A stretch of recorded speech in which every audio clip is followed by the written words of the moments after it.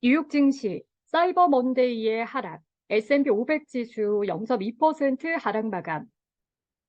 뉴욕 증시는 미국의 온라인 쇼핑 대목인 사이버 먼데이의 소비가 강한 모습을 보일 것이라는 전망에도 차익 실현 매물에 소폭 하락했습니다.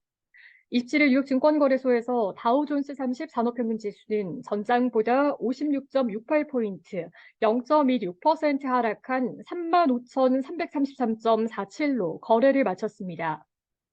스탠더드 앤 푸어스 S&P 500 지수는 전장보다 8.91포인트, 0.2% 떨어진 4,550.43으로 나스닥 지수는 전장보다 9.83포인트, 0.07% 밀린 14,241.02로 장을 마감했습니다. 연말 쇼핑 시즌을 맞아 미국의 소비자들이 지갑을 열고 있다는 소식에도 지수는 차익 실현 매물에 하락했습니다. 지난주까지 3대 지수는 4주 연속 올랐습니다. 미국의 최대 쇼핑 대목인 블랙 프라이데이에 올해 온라인 매출이 사상 최대치를 기록한 데 이어 사이버 먼데이 매출도 사상 최대를 기록할 것으로 예상됩니다. 어도비의 마케팅 데이터 분석 솔루션 어도비 애널리틱스는 블랙 프라이데이인 지난 24일 미국의 전자상거래 매출액이 작년보다 7.5% 증가한 98억 달러, 약 12조 8천억 원으로 집계됐다고 발표했습니다. 또 다른 분석 업체인 세일즈포스 집계에서는 블랙 프라이데이 온라인 매출은 작년보다 9% 늘어난 164억 달러에 달했습니다. 미국에서는 추수감사절 다음 날인 블랙 프라이데이부터 그 다음 주 월요일인 사이버 먼데이까지의 온라인 매출은 연말 쇼핑 시즌의 성과를 가늠하는 잣대라는 점에서 투자자들이 주목해온 지표 중 하나입니다. 당초 인플레이션과 가계저축 축소 등으로 연말 쇼핑이 이전 연도보다 둔화할 것이란 전망과 달리 소비가 탄탄한 모습을 보이면서 연말 경기 둔화에 대한 우려는 완화됐습니다. 아마존과 쇼피파이 주가는 각각 0.7%, 4%가량 올랐습니다. 쇼피파이는 의류와 보석류 등 매출 증가에 힘입어 올해 블랙 프라이데이 매출이 작년보다 22% 늘었다고 밝혔습니다. 어퍼몰딩스의 주가도 사이버 먼데이를 맞아 후불 결제 이용자들이 늘어날 것이란 전망에 12%가량 올랐습니다. 탄탄한 소비 흐름과는 달리 미국의 주택 지표는 부진한 모습을 보였습니다. 미국 상무부에 따르면 10월 신규 주택 판매는 전월 대비 5.6% 감소한 연율 67만 9천 채를 기록했습니다. 이는 월스트리트저널이 집계한 전문가 예상치였던 4.5% 감소보다 감소폭이 큽니다. 신규 주택 판매 중간 가격은 40만 9,300달러로 직전 달인 41만 8,800달러보다 약간 내렸습니다. 높은 주택담보대출 금리가 주택 수요에 영향을 미치고 있음을 시사합니다. 도이체방크가 내년 S&P 500 지수 전망치를 5,100으로 제시했다는 소식도 나왔습니다. 5,100은 월가에서도 가장 높은 수준으로 현재보다 12%가량 높습니다. 올해 들어 S&P 500 지수는 19%가량 상승했습니다. BMO 캐피털 마켓츠도 내년 지수 전망치를 5,100으로 제시했습니다. 앞서 RBC와 뱅크 오브 아메리카가 내년 지수 전망치를 5천으로 제시한 바였으며 골드만삭스와 모건 스탠리는 이보다 낮은 수준으로 예상한 바 있습니다. 월가의 내년 S&P 500 지수 전망치 중간값은 4,700 수준입니다.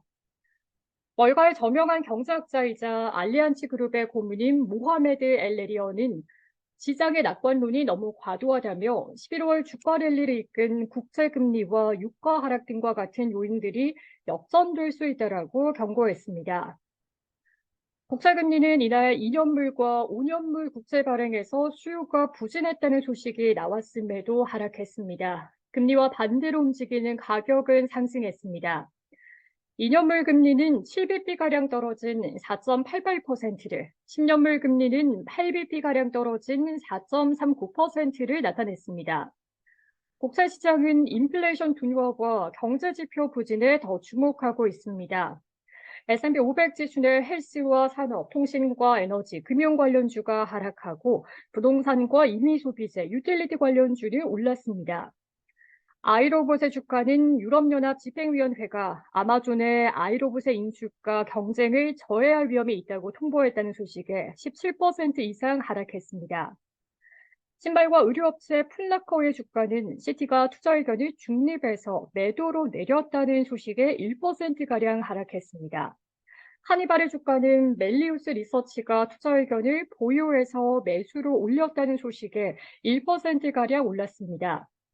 투자은행 KBW가 중소지역은행 코메리카와 자이언스, 퍼스트 호라이즌의 대형은행의 잠재적 인수 대상이 될 수 있다는 보고서를 냈다는 소식에 코메리카와 퍼스트 호라이즌의 주가는 각각 1%, 0.6% 하락했으나 자이언스의 주가는 0.2%가량 올랐습니다. 뉴욕 증시 전문가들은 연준의 금리 인상으로 인플레이션이 낮아지고 성장률은 안정되는 골디락스 시나리오가 나오고 있다며 이는 증시를 뒷받침하고 있다고 평가했습니다.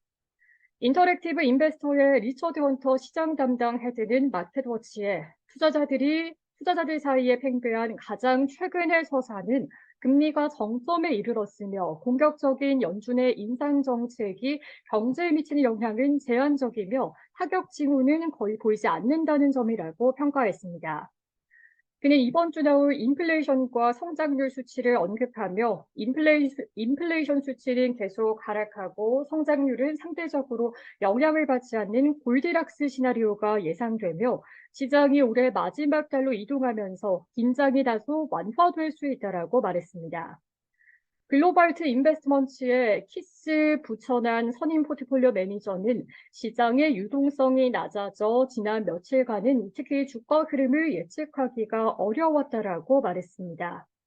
그는 마켓워치에 하지만 연착륙에 대한 시각이 유효하고 시장은 내년 연방기금 금리가 3, 4회 인하될 가능성을 가격에 반영하고 있다라며 소비자들이 연착륙에 대한 낙관론에 힘을 실어주고 있으며 소비자들이 우리를 침체에서 벗어나게 하는 원동력이 되고 있다라고 설명했습니다.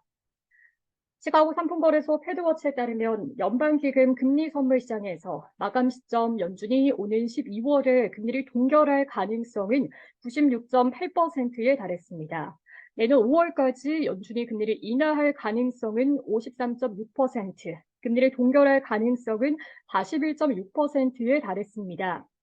시카고 옵션 거래소 변동성 지수는 전장보다 0.23포인트, 1.85% 오른 12.69를 기록했습니다.